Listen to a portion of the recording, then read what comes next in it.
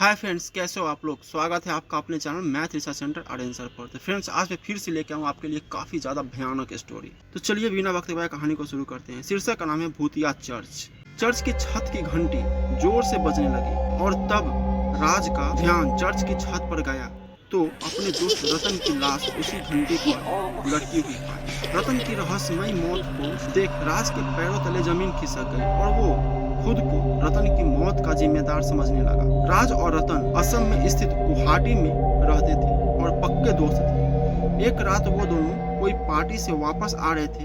रात बहुत हो गई थी और अब उनको घर पहुंचने में बहुत देर हो जाएगी क्योंकि दोनों ने पार्टी में खूब शराब पी ली थी और इस वजह से राज गाड़ी धीरे चला रहा था। रतन, यार राज, आज तो पार्टी में बहुत एंजॉय किया, तू गाड़ी चला लेगा ना, या फिर हम किसी होटल में आज रात रह जाते हैं। राज, नहीं रतन, मैं ठीक हूँ, एक शॉर्टकट वाला रास्ता पकड़ते हैं, नेहरू पार्क रोड वाला, जल्दी घर पहुँच जाएंगे। रतन, नहीं राज, उस रास्ते से कोई गुजरने की हिम्मत नहीं करता, वो एक हॉन्टेड रास्ता है। राज, मैं यह सब नहीं मानता, एक बार घर पहुँच जाए बस, इससे ज्यादा छोटा रास्ता और कोई इलाके में नहीं है। रतन ने राज को बहुत समझाया। राज एक नास्तिक था, वो भगवान और भूत प्रेत को नहीं मानता था। बातें करते करते दोनों नेहरू पार्क पहुंच जाते हैं। नेहरू पार्क रोड पहुंचते ही रतन की तो जैसे हालत पतली हो रही थी। राज, क्या हुआ रतन, तू इतना डरा हुआ क्यों है। रतन, मैंने कहा था ना कि यहाँ नहीं आना, तुम बहुत जिद्दी हो। राज, तू फिर शुरू हो गया, छोटा सा रास्ता है, अभी कुछ देर में हम घर पहुंच जाएंगे। अचानक चर्च के पास पहुंचते ही उनकी गाड़ी खराब हो गई। चर्च की घंटी बजने की आवाज जोर से आ रही। रतन ने समय देखा, रात के 1 बजे थी। चर्च दिखने में एक पुराने खंडर जैसा था। रतन, यार रात के 1 बजे भी चर्च खुला है, अगर हमने शराब नहीं पी होती तो चर्च के अंदर जरूर जाते। राज, यह भगवान ईश्वर सब तुम इंसानों का भ्रम है। एक तो दूर दूर तक तो कोई मैकेनिक नहीं दिख रहा, शायद कोई लिफ्ट मिल जाए तो सही होगा। गाड़ी के पास इंतजार करते हैं, इतने में रतन को चर्च के बाहर एक बूढ़ा सा आदमी दिखा। रतन, यार राज, वो देख, चर्च के बाहर कोई बैठा हुआ है, चलना देखे, शायद वही हमारी कुछ मदद कर दे। राज, मुझे तो वहाँ कोई नहीं दिख रहा, लगता है तुझे बहुत नशा हो गया है। रतन, नहीं राज, ध्यान से देख, वहाँ तुझे एक बूढ़ा आदमी दिखेगा। राज ने फिर वो भी रतन उस बूढ़े आदमी के पास गया तो उसने देखा कि एक पादरी बाइबिल पढ़ रहा था।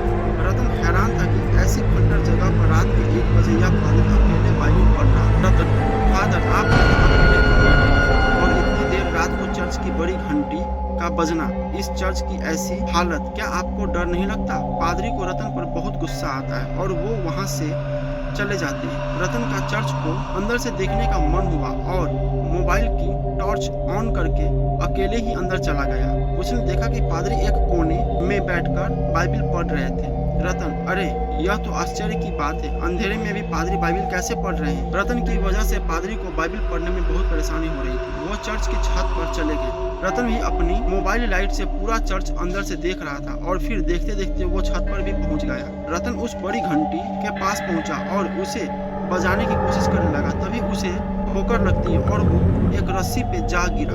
वो रस्सी अपने आप ही रतन के गले पर बंध गई। पास खड़े पादरी ने रतन मदद मांग रहा था पर पादरी उसे गुस्से से घूरे जा रहा था। रतन, बचाओ बचाओ, राज मुझे बचाओ।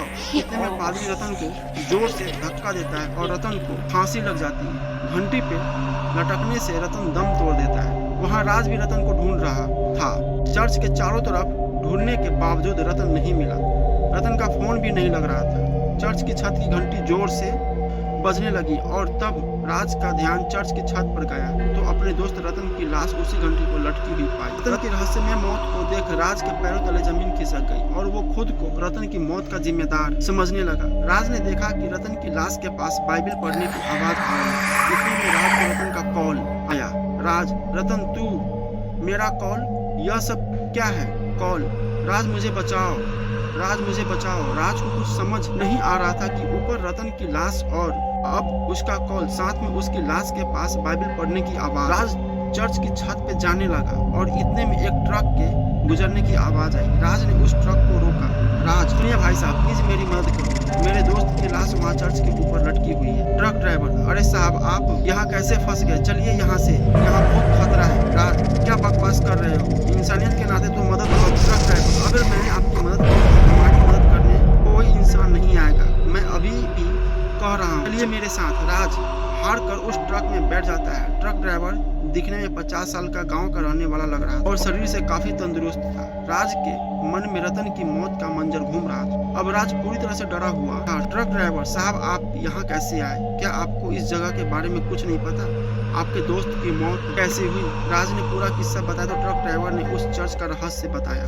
ट्रक ड्राइवर, जब भारत पर अंग्रेजों का शासन था तब आजादी की लड़ाई में बहुत से क्रांतिकारी शहीद हुए और कई निर्दोष भारतीय लोग अंग्रेजों की गुलामी करने पर मजबूर थे। इस पर चर्च के एक प्रसिद्ध ब्रिटिश पादरी विल्सन अंग्रेजों की तानाशाही के खिलाफ थे और हमेशा भारतीय लोगों के पक्ष में रहे। यह देख ब्रिटिश सरकार को पादरी विल्सन पर शक हुआ कि वो भारतीय लोगों की सहायता कर रहे हैं। इस बात से नाराज होकर एक दिन ब्रिटिश सरकार के एक अधिकारी ने पादरी विल्सन के गले में रस्सी बांधकर उन्हें चर्च के छत पर टांगी बड़ी घंटी पर लटका दिया। पादरी विल्सन ने अंग्रेज सरकार को पतन का अभिशाप दिया। पादरी विल्सन ने तड़पते हुए दम तोड़ दिया और उस चर्च को अंग्रेज सरकार ने खाली करवा दिया। तब से पादरी विल्सन की आत्मा उसी चर्च में आज भी भटक रही है और रोज आधी रात को चर्च की बड़ी घंटी बजने की आवाज आती है। कोई भी उस चर्च से गुजरने की हिम्मत नहीं करता।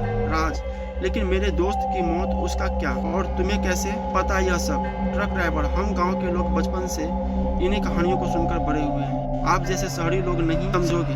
जब कभी कोई इस चर्च में आया या फिर पादरी से बात करने की कोशिश की तो ऐसी पुरानी जिद्दी आत्माएं किसी की भी मौजूदगी पसंद नहीं करती, क्योंकि उस जगह पर सिर्फ अपना कब्जा समझती है और कभी छोड़ के नहीं जाती। आपके दोस्त को भी पादरी नहीं मारा होगा, ऊपर से आप दोनों ने शराब पी रखी है। इस बात से पादरी ने और भी ज्यादा क्रोधित होकर रत्न को मौत की घाट उतार दिया।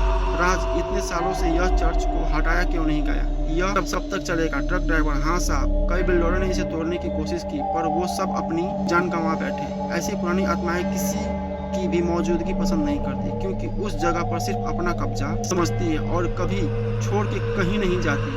आपके दोस्त को भी पादरी नहीं मारा होगा, ऊपर से आप दोनों ने शराब पी रखी। यह पादरी को चर्च के नियमों के विरुद्ध लगा और इस बात से पादरी ने और भी ज्यादा क्रोधित होकर आपके दोस्त को मौत के घाट उतार दिया। तो फ्रेंड्स, कैसा लगा स्टोरी प्लीज कमेंट करके बताइए और हमारे चैनल को सब्सक्राइब जरूर कीजिए। मिलते हैं अगले स्टोरी में।